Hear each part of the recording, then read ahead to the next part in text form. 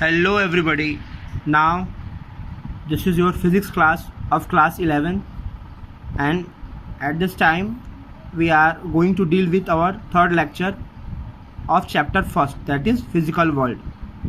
So as I taught you before, the last topic of fundamental forces, in which only single gravitational force is explained. Now as you see in your screen, the second important force, that is weak nuclear force. तो बेटा सबसे पहले हम ये समझने की कोशिश करते हैं कि इसकी बेसिक डेफिनेशन, ये बेसिक फोर्स है क्या, वीक न्यूक्लियर फोर्स.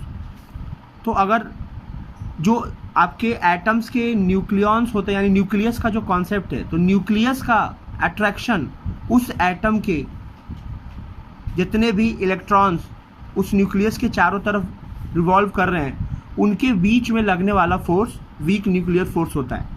ध्यान दीजिएगा, यही इसकी बेसिक डेफिनेशन है. यानी न्यूक्लियस और इलेक्ट्रॉन्स के बीच में जिस तरह के न्यूक्लियर अट्रैक्शन या रिपल्शन होते हैं, वो उस पूरे कॉन्सेप्ट को आपको वीक न्यूक्लियर फोर्स एक्सप्लेन करता है. लेकिन अगर आप न्यूक्लियॉन्स के अंदर चले जाएंगे, यानी न्यूट्रॉन और प्रोटॉन के बीच के अट्रैक्शंस की बात करेंगे, तो वो आपका स्ट्रॉन्ग न्यूक्लियर फोर्स डील करता है. पहली बार वीक न्यूक्लियर फोर्स का कॉन्सेप्ट बीटा डीके से एक्सप्लेन किया गया रेडियो एक्टिव के एक्टिविटी के दौरान. इसके अलावा अगर हम इसके बेसिक प्रॉपर्टीज़ की बात करें, तो इसकी दो प्रॉपर्टीज़ है, जैसा कि वीक फोर्स यानी weak nuclear force 10⁻25 times stronger होता है ग्रेविटेशनल फोर्स से. और जो इसके क्वांटम पार्टिकल हैं, यानी कि जो बेसिक तौर पे पार्टिकल्स डील करते हैं इस फोर्स को अप्लाई करने में, वो आपके इसके लेप्टॉन्स और मेसॉन्स होते हैं. ना अब हम स्ट्रॉन्ग न्यूक्लियर फोर्स की बात करते हैं, फिर इस दोनों का एग्जांपल एक साथ देते हैं. तो जैसा कि मैं अभी आपको बताया कि स्ट्रॉन्ग न्यूक्लियर फोर्स क्या होता है, तो ऐसे फोर्स जो न्यूट्रॉन और प्रोटॉन को एक दूसरे में बाइंड करके टुगेदर एक साथ रख के न्यूक्लियस के अंदर रखते हैं, यानी न्यूक्लियस को स्टेबिलिटी प्रदान करते हैं, वो आपका स्ट्रॉन्ग न्यूक्लियर फोर्स होता है. इनके बीच का डिस्टेंस 1 फर्मी होता है, यानी कि 10⁻⁻15 मीटर मैक्सिमम होता है. अगर इसके हम सैलिएंट्स फीचर यानी इंपॉर्टेंट प्रॉपर्टीज़ की बात करें, जो कि एग्जाम्स में सबसे ज़्यादा पूछे जाएंगे, तो आप देख पा रहे हो स्क्रीन पे. एक मिनट.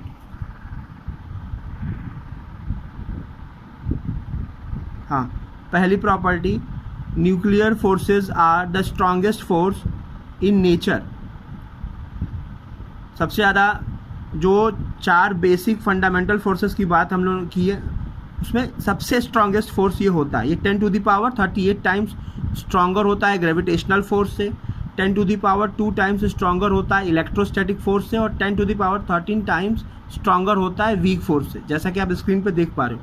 दूसरी प्रॉपर्टीज़ की अगर हम बात करें, तो nuclear forces have the shortest range.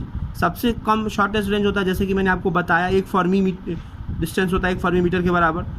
तो उससे ज़्यादा ये अप्लाई नहीं हो पाएगा, क्योंकि न्यूक्लियस के बाहर आने पे यही न्यूक्लियर फोर्स स्ट्रॉन्ग की जगह वीक न्यूक्लियर फोर्स की तरह डील करता है. तो इस तरह से सबसे ज़्यादा शॉर्टेस्ट रेंज इसका होता है. आप समझ पा रहे होंगे. तीसरी अगर प्रॉपर्टी की बात करें, तो nuclear forces do not depend on charge on the nucleons, यानी न्यूक्लियॉन्स के ऊपर जो चार्ज होता है, इसके ऊपर ही डिपेंड नहीं करते. इनका जो फंडामेंटल कॉन्सेप्ट्स है, पूरी तरह से आप इसको क्लास 12 में डील करेंगे, जब आपको वहाँ पर इसके बारे में पढ़ा, एटम और न्यूक्लियाई के चैप्टर्स को बताया जाएगा. तो वहाँ पर आपको पता चलेगा कि क्यों ये वहाँ पर डिपेंड नहीं करते. चौथी property, nuclear forces do not obey inverse square law. तो आप देख रहे हो, इनवर्स स्क्वायर लॉ का मतलब कि इतना ज़्यादा छोटे डिस्टेंस होती है कि उसमें बहुत पास या बहुत दूर का कोई मतलब होता नहीं, बहुत पहले से ही काफ़ी पास है. तो काफ़ी पास होने की वजह से दो चीज़ों के बीच की डिस्टेंस घटने बढ़ने से फोर्स पे ज़्यादा कोई असर पड़ता नहीं. तो इस तरह से ये इनवर्स स्क्वायर लॉ फॉलो नहीं करते. पांचवा, they are basically attractive forces, ये सिर्फ अट्रैक्ट करते हैं. छठवीं property, nuclear forces are non central forces. तो इनमें कोई सेंट्रल का कॉन्सेप्ट नहीं होता, यानी ये बस एक दूसरे को अपनी तरफ, मतलब न्यूक्लियॉन्स को न्यूक्लियस को स्टेबिलिटी प्रदान करने के लिए एक दूसरे को अपनी तरफ खींचते हैं, सेंट्रल पॉइंट्स पे नहीं।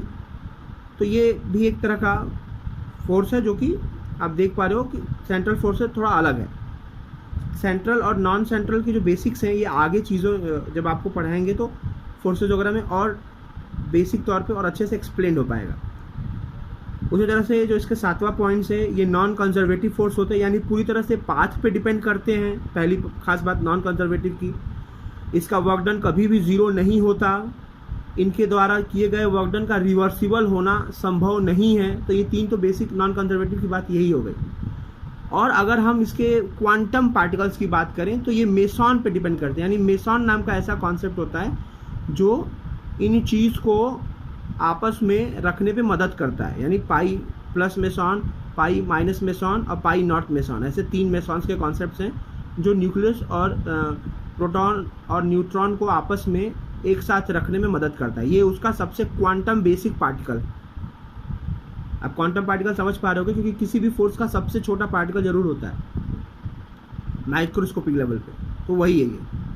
तो इस तरह से आपने इसको समझा। अगर हम इसके एग्जांपल्स की बात करें तो आप अपने स्क्रीन पे देख पा रहे होंगे न्यूक्लियॉन्स का जो पूरा का पूरा एग्जांपल है, पूरी रेडियो एक्टिविटी का कॉन्सेप्ट, यानी emissions of alpha beta and gamma rays का कॉन्सेप्ट, न्यूक्लियर फिजन का कॉन्सेप्ट, न्यूक्लियर फ्यूजन का कॉन्सेप्ट, जो कि आप क्लास 12 में बहुत ही डिटेल में पढ़ेंगे। ये आपके बेसिक्स कुछ एग्जाम्पल्स हैं न्यूक्लियर फोर्स के। अब हम बात करते हैं तीसरे इंपॉर्टेंट कॉन्सेप्ट की, जिसे हम इलेक्ट्रोमैग्नेटिक फोर्स के नाम से जानते हैं। तो इलेक्ट्रोमैग्नेटिक फोर्स क्या है, आप अपने स्क्रीन पे देख पा रहे हो। तो electromagnetic forces are the forces between charge particle.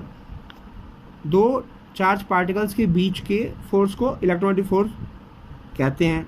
इसी में आपका अगर वो चार्ज रेस्ट में है तो उसे इलेक्ट्रोस्टैटिक फोर्स कहेंगे। तो ये पूरा का पूरा इलेक्ट्रोमैग्नेटिक वाला कॉन्सेप्ट आपका डिटेल में आप 12th में पढ़ते हो, पहली बुक जैसा मैंने बताया था आपको। यहाँ पर भी कुछ चीज़ें आप मिलेंगी आपको। तो यहाँ पर आप देख पा रहे हो, अभी हम सिर्फ इसके बेसिक डेफिनेशन और इसकी प्रॉपर्टीज़ को ही डील करेंगे, ना कि बहुत डिटेल में इस पर बात करेंगे। 11th में भी आप इसको इसकी सारी प्रॉपर्टी मतलब इससे रिलेटेड टॉपिक्स को पढ़ेंगे, फोर्सेस वगैरह में, फ्रिक्शंस के रूप में, टेंशंस के रूप में, स्प्रिंग फोर्स के रूप में। तो ऐसी बात नहीं है, 11 12 दोनों में आप इसको पढ़ेंगे। अभी इसके हम सैलिएंट्स फीचर्स एंड इंपॉर्टेंट प्रॉपर्टीज़ को डील कर लेते हैं। तो कुल इसके इम्पॉर्टेंट 8 प्रॉपर्टीज़ हैं, जैसा कि आप स्क्रीन पे देख पा रहे हो। पहली प्रॉपर्टी, दिस फोर्सेस में बी अट्रैक्टिव और रिपल्सिव, यानी अट्रैक्टिव और रिपल्सिव दोनों हो सकती है। तो इसका जो अगर मैं बेसिक तौर पे बात करूं तो जब 2 बॉडी आपस में सटती हैं, कांटेक्ट में आती हैं, उस दौरान ये फोर्स लगता है। मुख्य रूप से ये इसका बेसिक फंडा है, यानी कहीं ना कहीं दोनों बॉडी के बीच में एक कांटेक्ट आएगा, एक तरह का ये कांटेक्ट फोर्स है। ठीक है, तो आगे इस चीज़ को समझिए। दूसरी जो इसकी प्रॉपर्टी है, this forces are govern by Coulomb's law, जो कि आप 12 में पढ़ोगे। उसी का basic similar concept Newton's law of gravitation 11 में पढ़ोगे। तो ये आपका 11 12 दोनों में पढ़ना है, जैसा कि मैंने आपको बताया था। तीसरी प्रॉपर्टी है, ये इन्वर्स स्क्वायर लॉ को फॉलो करता है। बिल्कुल वही कॉन्सेप्ट कि अगर 2 चीज़ों के बीच के डिस्टेंस घटता है तो ये फोर्सेस इनके द्वारा अप्लाई बढ़ेगा, डिस्टेंस बढ़ेगा तो फोर्सेस के एप्लीकेबिलिटी क्वालिटी घटेगी। चौथी जो प्रॉपर्टी है वो आपका इलेक्ट्रोस्टैटिक फोर्स, 2 प्रोटॉन के बीच में इसके द्वारा जो लगता है वो 10 to the power 36 times stronger होता है than gravitational force between them. पांचवी property, they operate over distances which are not very large. तो लगभग कांटेक्ट में होना या बिल्कुल कांटेक्ट में होना, दोनों चीज़ें इसमें आएंगी। बहुत ज़्यादा लार्ज नहीं होना चाहिए, ये इंपॉर्टेंट चीज़ है। अगली प्रॉपर्टी है, ये सेंट्रल फोर्सेस हैं, यानी एक दूसरे को अपने सेंटर की तरफ खींचेंगे। अगली 7th प्रॉपर्टी है, ये कंजर्वेटिव फोर्स है। तो कंजर्वेटिव फोर्स जैसे मैंने आपको बताया, ओवरऑल वर्क डन 0 होगा, स्टेट पे डिपेंड करेंगे ना कि पाथ पे, पूरी तरह से रिवर्सिबल कॉन्सेप्ट होगा इनके द्वारा होने वाले वर्क डन का। मैकेनिकल एनर्जी हमेशा कांस्टेंट होगी, यानी जो भी वर्क होंगे वो पोटेंशियल और काइनेटिक एनर्जी पे बेस्ड होंगे, किसी तरह का कोई एनर्जी का लॉस नहीं काउंट होगा। तो ये कंजर्वेटिव फोर्सेस के कुछ बेसिक प्रॉपर्टीज़ होती है।